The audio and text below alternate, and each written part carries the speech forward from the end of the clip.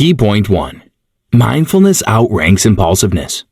First-time parents often have a different parenting vision than the reality they soon discover. For most young people, adolescence is when self-awareness blossoms.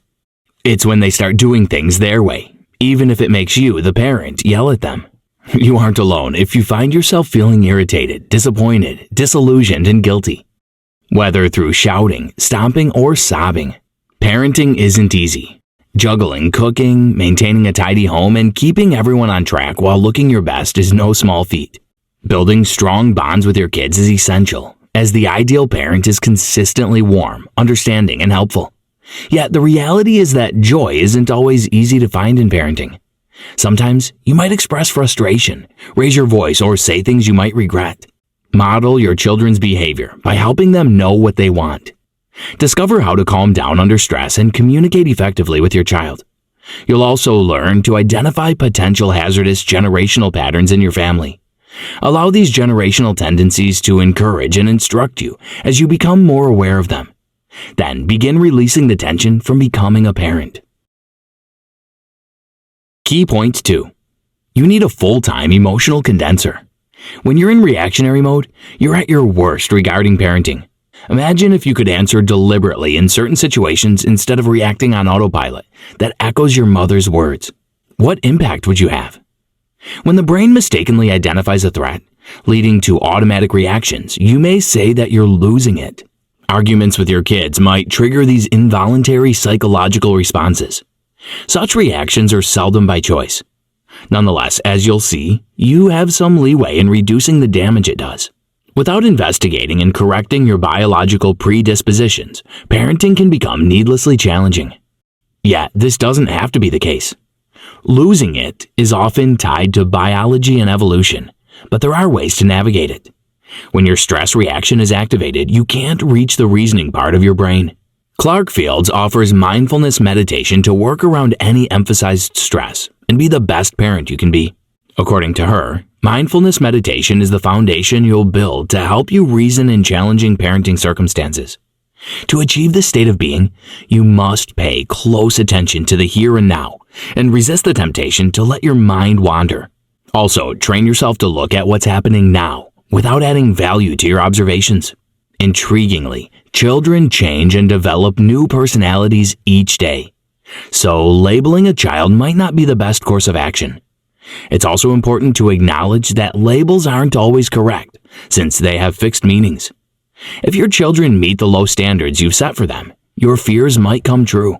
While your natural tendency to respond is helpful in an emergency, you are a considerably more effective and attentive parent when you can control your stress reactions. Mindfulness meditation is a scientifically established method for gradually creating that non-reactive muscle. Key point 3. Parents should calmly eliminate the landmines of reactivity. Kids have an intuitive understanding of their parents' rage buttons. They may have developed emotional blackmail skills when they feel cornered by their parents. These are landmines that children purposefully or unintentionally set off in their parents, making them feel horrible. Every parent can think of moments when their child's words or actions cause them to overreact emotionally. When you know what sets off your triggers, you can act more consciously when they arise. Alternatively, you gradually aim to expand your self-awareness day by day. It's impossible to become an educated, ideal parent overnight. Instead of blaming yourself for being angry, be aware of it. How you grew up is likely to remain hidden in the shadows of your psyche throughout adulthood, only to surface when your children arrive. As each child is unique, try to eradicate any parenting stereotypes. Expect children to react differently to instructions and corrections than you did at their age. The best predictor of a child's well-being is the parent's self-understanding. Daniel Siegel. Understanding why people are provoked might help you overcome your rare outbreaks of rage. What exactly are those buttons that your kids press? Take time to think about what makes you angry and how you usually behave in the following activity. Reducing your overall stress levels might be the most effective way to reduce how much you yell. The following are some of the most common suggestions for minimizing general stress. Practice mindful walking as regular exercise. Make sure you get adequate rest. Consider yourself a teacher and view misbehavior as a chance to teach a lesson patiently. Whisper when you feel like screaming. Wait 10 minutes if possible before correcting the child's mistake. Spend time with your friends and family. Did you know? According to a study on child development conducted by Gershoff and colleagues, screaming causes children to become physically and verbally hostile. Key point 4. Self-compassion helps us deal with unpleasant feelings. According to the scientist Brené Brown, when we act unethically or contrary to our values, we experience an emotional state known as guilt. Although guilt can be constructive, shame is destructive and does nothing to encourage positive behavioral change. When we feel ashamed, it eats away at the part of us knowing we can improve. Whether we grow or shrink due to a setback depends on the message we send ourselves afterward. As Brown's research shows, our inner monologue has far-reaching consequences. Shaming and criticizing others as well as ourselves is not required. Instead, we might choose to treat ourselves with respect and compassion.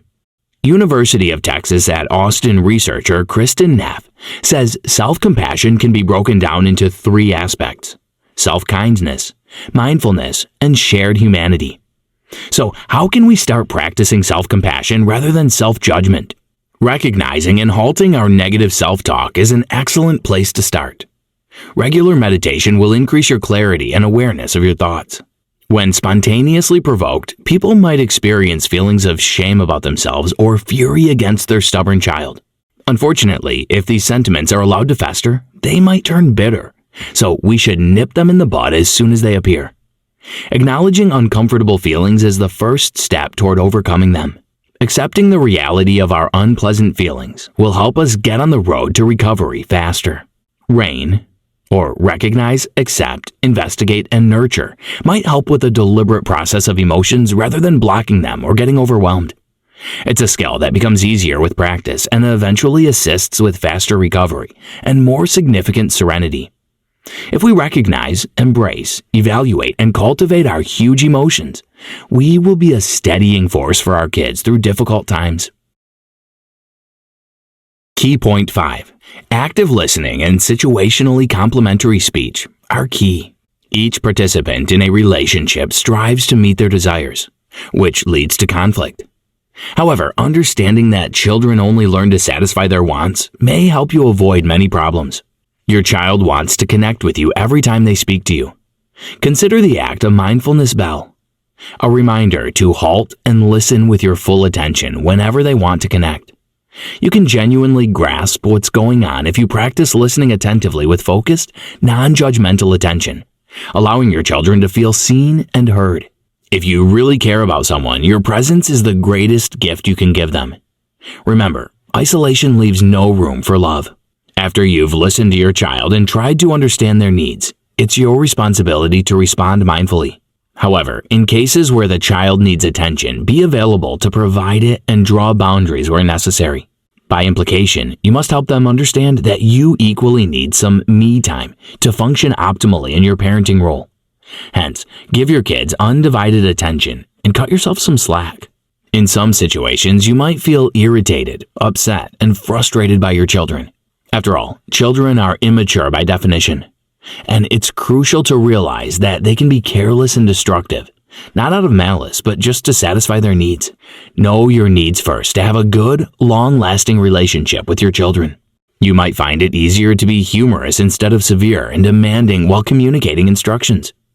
It's easier to develop that connection by adding a feeling of joy into ordinary routines. When you can make these abilities a part of your daily routine, your child will begin to show progressively less resistance. Why? Your kids will learn that they can rely on you to treat them with dignity and respect, and they will genuinely want to work with you. In addition, your child's natural sense of empathy will develop with this communication style. Key point 6.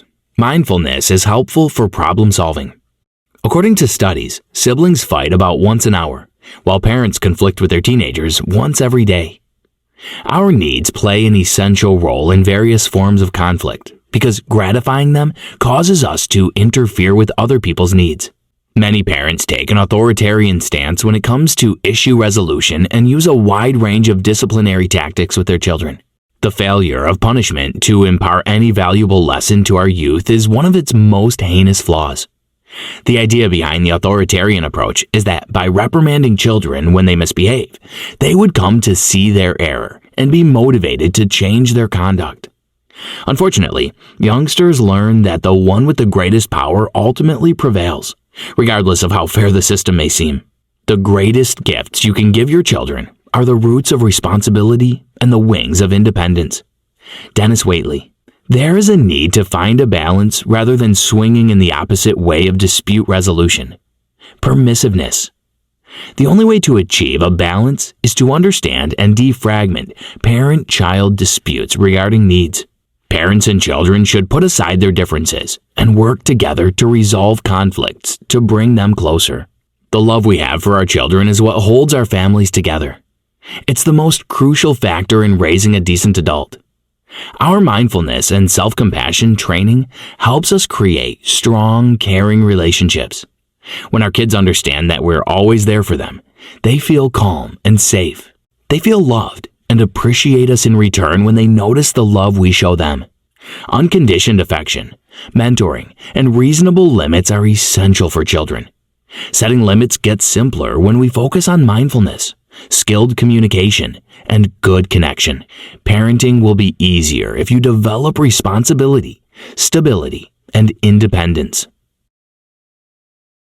Conclusion. Mindful parenting is about nurturing a lasting, loving connection rather than striving for specific outcomes. Only via our interconnected relationships can you inspire voluntary collaboration. When kids experience kindness and consideration without overwhelming worry, they naturally want to do what's best for their parents. Raising moral children is beneficial not only for your own family but also for society and future generations. Being present in your child's life and making sure they feel heard and appreciated helps them develop into a powerful adult. Your actions will have a far-reaching impact, especially on the person you love most, your child. So, if you want to change your parenting style, go for it. Try this. Parents can purposefully build healthy relationships with their children by devoting time and effort to cultivating a caring bond. Guide your kids in finding purpose through age-appropriate chores. Encourage them verbally, and gradually help your children build independence.